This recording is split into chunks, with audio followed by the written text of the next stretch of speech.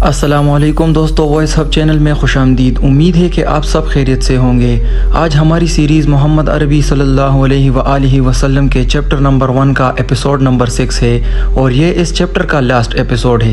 پچھلے ایپیسوڈ میں ہم نے دیکھا کہ کیسے آپ صلی اللہ علیہ وآلہ وسلم کو گود میں لینے کے بعد حلیمہ کی زندگی بدل گئی، اور آج کے ایپیسوڈ میں ہم اسی کہانی کو آگے بڑھائیں گے۔ تو آئیے شروع کرتے ہیں۔ اب حلیمہ کے یہاں برکتوں کی بارش ہونے لگی، ہر چیز میں برکت ظاہر ہو رہی تھی۔ جانور موٹے ہو گئے، دودھ سے تن پھول آئے، ہر طرف برکت ہی برکت تھی۔ رفتہ رفتہ 2 سال گزر گئے۔ آمنہ کا لال حلیمہ کا دودھ پیتا۔ حلیمہ کی ایک بیٹی تھی شیمہ، اس کی گودیوں میں ہمکتا صحرا کی کھلی فضا ہوتی اور دیہات کی سادہ زندگی۔ جسم تیزی سے بڑھا، ہاتھ پیر میں طاقت آ گئی اور بچہ خوب تندرست ہو گیا۔ شیر خواری کے دن پورے ہو گئے۔ اب وقت آیا کہ بچہ پھر ماں کی گود میں جائے اور اس کے گھر کی رونق بنے۔ لیکن کیا حلیمہ اس بچے کو جدا کر دے، ایسے بچے کو جو ان کے لیے سراپائے برکت تھا، مجسمہ رحمت تھا، باعث راحت تھا اور موجب سعادت تھا؟ کسی طرح بھی طبیعت اس کو چھوڑنے پر تیار نہ تھی۔ تمنا تھی کہ کچھ دنوں وہ ساتھ رہے تاکہ برکتوں کا سلسلہ دیر تک قائم رہے۔ وہ بچے کو لے کر ماں کے گھر کی طرف چلی، لیکن ارادہ تھا کہ ان سے گزارش کرے گی کہ بچے کو کچھ دن اور ساتھ رکھنے کی اجازت دے دے۔ چنانچہ وہ آمنہ کے پاس آئی اور بولی، مجھے اندیشہ ہے کہ اگر محمد ابھی سے مکہ میں رہ گیا تو کہیں یہاں کی آب و ہوا سے کوئی نقصان نہ پہنچ جائے۔ کیوں نہ آپ کچھ دن اور ہمارے یہاں رہنے دے، ذرا اور بڑا ہو جائے پھر آ جائے گا۔ اسی طرح حلیمہ آمنہ سے ضد کرتی رہی، ہم اصرار کرتی رہی، طرح سے مناتی رہی، مکہ کی آب و ہوا سے ڈراتی رہی، یہاں تک کہ وہ تیار ہو گئی۔ اب کیا تھا، حلیمہ کا دل خوشی سے باغ ہو گیا، آنکھیں چمک اٹھی اور چہرہ دمک اٹھا، اور وہ محمد صلی اللہ علیہ وآلہ وسلم کو لے کر اپنے گھر آ گئی۔ محمد صلی اللہ علیہ وآلہ وسلم پھر اسی صحرا میں آ گئے۔ اب پھر وہی کھلی فضا تھی، ریت کے ٹیلے تھے، چکنے پتھر تھے، وہی ساتھی اور وہی ہمجولی تھے۔ محمد صلی اللہ علیہ وآلہ وسلم پھر اسی طرح پتھروں سے کھیلتے، ریت پر اچھلتے اور بچوں کے ساتھ ادھر سے ادھر دوڑتے۔ آپ صلی اللہ علیہ وآلہ وسلم اب 5 سال کے ہو گئے۔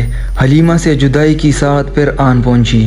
محمد صلی اللہ علیہ وآلہ وسلم سے حلیمہ کو بے حد محبت تھی۔ وہ سچ مچ ان کی آنکھوں کی ٹھنڈک تھے، ان کے دل کا سکون تھے۔ آپ صلی اللہ علیہ وآلہ وسلم کو بھی حلیمہ سے بے انتہا محبت تھی۔ نبوت ملنے کے بعد بھی جب وہ آپ کے پاس آئی، آپ میری ماں کہہ کر لپٹ گئے۔ حلیمہ کے لیے محمد صلی اللہ علیہ وآلہ وسلم کی جدائی سوہان روح تھی، لیکن کرتی کیا کہ اب گھر پہنچانا ضروری تھا، مزید روکنا ممکن نہ تھا۔ پھر ایک وجہ اور بھی ہوئی جس کی وجہ سے حلیمہ نے اور جلدی کی۔ ایک روز وہ بیٹی ہوئی تھی اور ساتھ میں محمد صلی اللہ علیہ وآلہ وسلم بھی تھے کہ اتنے میں حبشہ کے کچھ عیسائیوں کا گزر ہوا۔ بچے پر نظر پڑتے ہی وہ ٹھہر گئے، قریب آئے اور اسے غور سے دیکھنے لگے، ایک چیز کا جائزہ لینے لگے۔ حلیمہ سے پوچھا، کیسا بچہ ہے یہ؟ پھر وہ آپس میں باتیں کرنے لگے، اس بچے کو لے لے، اس کو اپنے یہاں لے چلیں گے، یہ بچہ ایک عظیم انسان ہوگا، ہم خوب جانتے ہیں کہ یہ کیا بنے گا۔ حلیمہ ان کا مطلب سمجھ گئی، ان کے ارادوں کو بام گئی، ان کی سازشوں سے گھبرا اٹھی، ڈری کہ کہیں سچ مچ وہ اسے چھین نہ لے، موقع پا کر اچک نہ لے یا کوئی آزار نہ پہنچا دے۔ چنانچہ وہ نظر بچا کر بھاگ کھڑی ہوئی اور بچے کو لے کر غائب ہو گئی۔ حالانکہ انہیں امید نہ تھی کہ اس طرح وہ بھاگ سکے گی اور بچے کو ان سے بچا سکے گی۔ پھر جتنی جلدی ممکن تھا وہ آمنہ رضی اللہ عنہا کے پاس پہنچی اور ان کی امانت ان کے حوالے کی، تب کہیں جا کر اطمینان کا سانس لیا۔ اب ماں کی ممتا تھی اور دادا کی سرپرستی، دونوں محمد صلی اللہ علیہ وآلہ وسلم سے بہت پیار کرتے، ہمیشہ اپنی نظروں کے سامنے رکھتے اور ہر طرح سے آپ کا خیال رکھتے۔ آپ صلی اللہ علیہ وآلہ وسلم 6 برس کے ہو گئے تو ماں کا دل چاہا کہ چل کر شوہر کی قبر دیکھے۔ چنانچہ وہ مدینہ کے لیے روانہ ہو گئی اور محمد صلی اللہ علیہ وآلہ وسلم کو بھی لیتی گئی۔ شوہر کی ایک باندی تھی ایمن، وہ بھی سفر میں ساتھ تھی۔ وہاں ایک مشہور خاندان تھا بنی نجار۔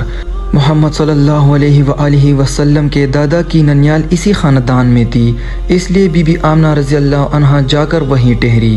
بی بی آمنہ رضی اللہ عنہا مدینہ پہنچی تو پیارے بیٹے کو وہ گھر دکھایا جہاں اس کے پیارے باپ نے وفات پائی تھی، وہ جگہ بھی دکھائی جہاں وہ ہمیشہ کی نیند سو رہے تھے۔ آج پہلا دن تھا کہ اس معصوم بچے نے یتیمی کا مفہوم سمجھا، آج پہلا موقع تھا کہ اس کے شیشے دل پر رنج و غم کا عکس پڑا۔ وہاں ایک مہینہ گزار کر بی بی آمنہ نے گھر لوٹنے کا ارادہ کیا اور محمد صلی اللہ علیہ وآلہ وسلم کو لے کر مکہ کے لیے روانہ ہو گئی۔ شوہر کی طرح بی بی آمنہ رضی اللہ عنہا بھی بیمار پڑ گئی۔ جحفہ سے 23 میل دور پر ایک گاؤں ہے ابوا، وہاں پہنچی تو حالت نازک ہو گئی اور پھر سنبھل نہ سکی، وفات پا گئی اور وہی دفن ہوئی۔ عبداللہ کی وفات بھی تو پردیس میں ہوئی تھی اور دفن بھی اسی طرح ہوئے تھے، قوم و وطن سے بہت دور۔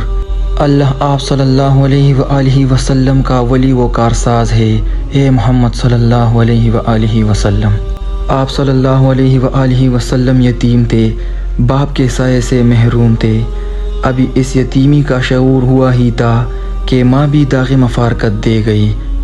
باپ کی قبر دیکھی ہی تھی کہ ماں کی قبر بھی تیار ہو گئی۔ اب آپ صلی اللہ علیہ وآلہ وسلم تنہا رہ گئے، ماں ساتھ تھی، تب بھی آپ صلی اللہ علیہ وآلہ وسلم کو یتیمی کا ملال تھا۔ بلا دل پر کیا بیتی ہوگی جبکہ یہ سہارا بھی ٹوٹ گیا، ایک سے بڑھ کر دوسرا۔ ام ایمن نے آپ صلی اللہ علیہ وآلہ وسلم کو اپنی حفاظت میں لے لیا اور بڑے پیار سے گھر لائی۔ مکہ پہنچے تو آپ صلی اللہ علیہ وآلہ وسلم بلک بلک کر رو رہے تھے۔ آج آمنہ کے لال کی حالت دیکھی نہیں جاتی تھی۔ اس حادثے کا عبد المطلب پر بڑا اثر ہوا اور محمد صلی اللہ علیہ وآلہ وسلم کے لیے ان کے سینے میں ماں کی محبت اور باپ کی شفقت ابل پڑی۔ اب وہ آپ صلی اللہ علیہ وآلہ وسلم پر بے انتہا مہربان ہو گئے، پہلے سے زیادہ ماننے لگے، بڑی محبت سے پیش آتے، لطف و کرم کی بارش کرتے، ہر آن آپ صلی اللہ علیہ وآلہ وسلم کا خیال رکھتے، ہر طرح سے دلجوئی فرماتے، اپنی ذات اور اپنی اولاد سے بڑھ کر آپ صلی اللہ علیہ وآلہ وسلم کی فکر رکھتے۔ عبد المطلب قریش کے سردار تھے، کعبہ کے زیر سایہ اپنی گدی پر بیٹھتے تو بیٹے ادب و احترام میں گدی سے ذرا دور بیٹھے ہوتے، لیکن آپ صلی اللہ علیہ وآلہ وسلم آ جاتے تو عبد المطلب انہیں اپنے پاس بلاتے، اپنی گدی پر بٹھاتے اور پیار سے پیٹھ سہلاتے۔ لیکن افسوس، عبد المطلب بھی زیادہ دیر نہ ٹھہرے۔ محمد صلی اللہ علیہ وآلہ وسلم ابھی 8 برس کے ہوئے تھے کہ دادا بھی چل بسے۔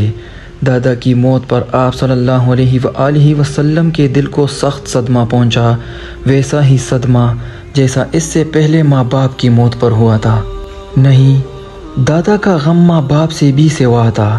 اب آپ صلی اللہ علیہ وآلہ وسلم کچھ سمجھدار ہو چکے تھے، شعور بیدار ہو رہا تھا، جذبات و احساسات میں وسعت اور گہرائی آ رہی تھی، لطف و محبت کی حقیقت کو آپ سمجھنے لگے تھے، نوازش و کرم کی قدر و قیمت پہچاننے لگے تھے۔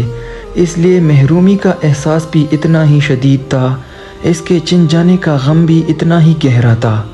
آنکھوں سے آنسو جاری تھے، دل درد و غم سے چور تھا، خود تو تڑپ رہے تھے، اوروں کو تڑپا رہے تھے، یہاں تک کہ دادا کا جسم، پیارے دادا کا جسم قبر کی بھیانک کوٹری میں چھپ گیا اور پھر ہمیشہ کے لیے اوجھل ہو گیا۔ دوستو، ہمارا ایپیسوڈ یہیں پر ختم ہوتا ہے۔ یہ چیپٹر نمبر 1 کا لاسٹ ایپیسوڈ ہے۔ امید ہے آپ کو یہ ویڈیو اچھی لگی ہوگی۔ اگر آپ نے ابھی تک ہمارے چینل کو سبسکرائب نہیں کیا تو پلیز ہمارے چینل کو سبسکرائب کریں اور بیل آئیکن کو دبانا نہ بھولیے۔ شکریہ۔